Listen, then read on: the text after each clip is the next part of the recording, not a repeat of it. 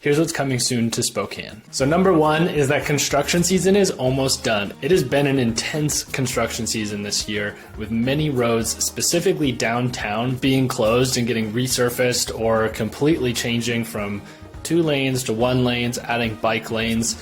And I know for me, somebody that lives on the north side needs to travel to the south side pretty often to show houses. It was just a nightmare trying to get through the downtown core in order to actually just make it even to the freeway.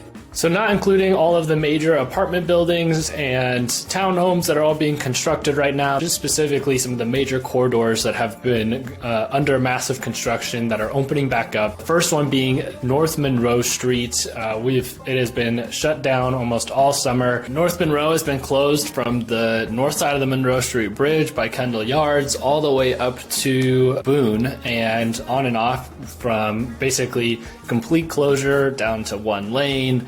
It has just been a traffic nightmare, especially when it first started. It's like if you accidentally needed to go across the Monroe Street Bridge, you were going to be stuck there for at least 30 to 45 minutes. The next one is Riverside Avenue. All lanes should already be open on Riverside Avenue at the time this video comes out.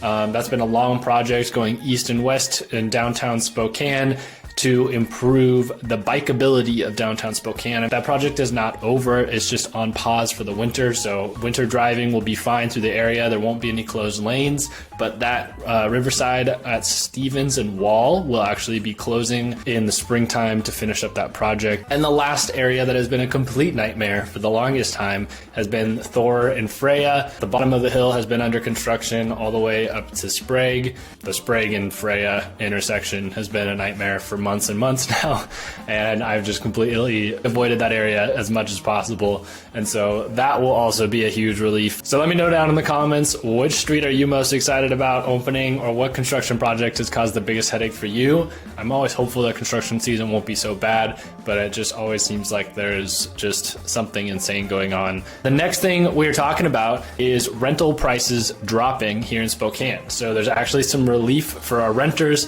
In Spokane, year over year, we have seen a 0.1% decrease in rental prices. I know, huge savings, but it is better than it going up. It's a better trajectory that most of us would like to see. Month over month, it is down 1.3%. Out of the 10 largest cities here in Spokane, 8 of them saw appreciation. So we were only 1 of 2, Tacoma was the other one, that saw a very, very slight decrease in home prices. But you can see here, I mean, even some places, on the west side, Renton, Kennewick, Federal Way, still seeing 6, 7, 8% price increase in rent year over year. Out of the top 10 biggest cities, we still are the cheapest at an average of $1,320 for a 2-bedroom. So, and Spokane, in comparison to the state average right now is an increase of 3.6%, and nationally there was still an increase of 5.7%. So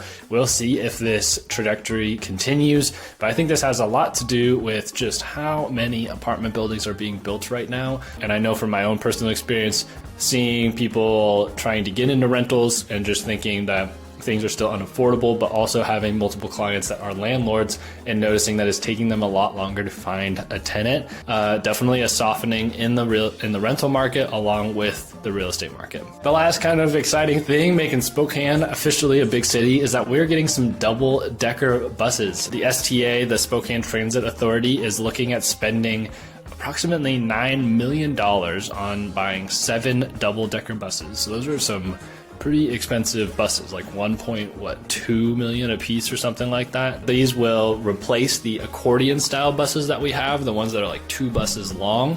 The pros to this is that they will take up way less curb space. So in terms of the traffic, I mean, the amount of length that they take up in the road will be significantly less. It'll just be the size of 1 bus. Those buses, the accordion ones, have been in Spokane for decades, and they are just coming to the end of their life, so it's time to upgrade anyway. These larger buses already exist over in Seattle, and so we'd actually be buying them from the same manufacturer. The biggest concern with these is that as a Spokaneite, we know that tunnels and large vehicles are not friends in our city, as about once a week, if not more, some sort of semi or box truck or something gets stuck under a concrete bridge, even though all of them are well labeled on how tall they are. People just don't read the signs that are driving those. The buses will only be on specific routes where the overpass is at least 14 feet and 4 inches, and that will leave about a 1 foot clearance, as if this is a foot. These double-decker buses are only going to be going on the routes out to Cheney and Eastern Washington University, as that's where the double-length buses mostly go. And so the biggest concern was that these will be traveling around town and getting stuck. Well, no, they will only be going mostly on one route to the freeway and then coming back. So I hope you found this video helpful. Again, my name's Hayden Halstead. I run the Halstead Home Team with Real Broker here in Spokane, Washington. Thanks so much and have a great rest of your day.